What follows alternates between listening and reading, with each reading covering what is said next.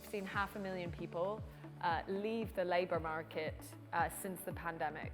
Now, some of that is probably people, taking a view on early retirement and reassessing things and saying, actually, I can afford to retire maybe earlier than they'd expected.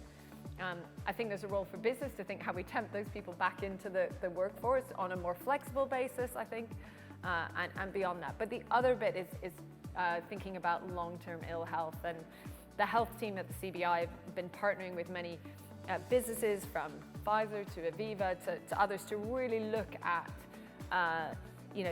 the challenge of how we help people work with long-term health conditions. Because whether it's because of long COVID, whether it's because of the challenging pressures facing the NHS, or just the fact we're all living and working longer, right? We need to have workplaces that are adaptive and make it able for people to work with long-term health conditions. But how successful businesses are at helping people back into the workforce, and of course there's a role for public policy here too, will really make a difference actually for our economy, because we know these skill shortages are one of the big challenges and something that is holding back our growth potential.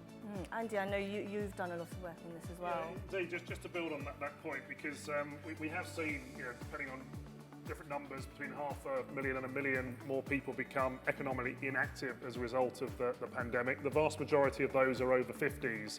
We've recently done some research on this, and it is about, I think it was 16% was due to health reasons, but the vast majority, it was a combination of thinking they didn't want to keep working the really long hours and 5 days a week, and in particular, 1 in 5 over 50s have significant care and responsibilities for elderly relatives. So as we look at the skills challenge we face, alongside my day job at Phoenix, I'm the government's business champion for older workers, really focusing on those that choose to being able to work for longer. So the two key things I would say, that the first is people's understanding of their financial affairs is really not great. Of 30 million working adults in the UK, only 4 million of the 30 million are doing enough for a decent standard of living in retirement that won't be a material drop from their pre-retirement income. There's 12 million of the 30 million who think they're doing enough and they're not, and many of them could do more. So I think an awful lot of people that have come out the workplace through the pandemic for various reasons will be hoping they'll be okay, but not really knowing. And when they work out, particularly with the cost of living crisis, I think a lot of them will want to come back and get that balance. But the other side of this is, so why are they going? So one of the key reasons is care and responsibilities. So one of the things we've done at Phoenix is we offer all our staff 10 days paid carers leave a year. And and having flexible working around that, it makes a massive difference. And it means that our over 50s don't leave us. They stay with us because they can work flexibly. They enjoy the work. They just can't cope with a full-on fixed working life and the care and responsibilities they have.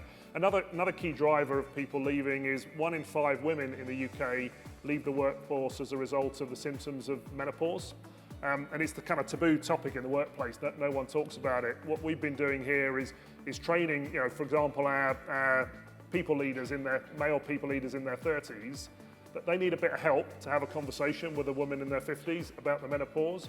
Give them that help, and then again, you can start to make changes, work flexibly around it. So I'd encourage businesses to really think hard about that over 50s population, how you can help them to stay in work for longer, make the changes that will help them stay in work for longer, but also think about recruiting them back. There'll be a lot that are thinking, you know what, I thought I might be able to manage not working. Actually, I can't. I didn't work out the finances, the numbers well enough.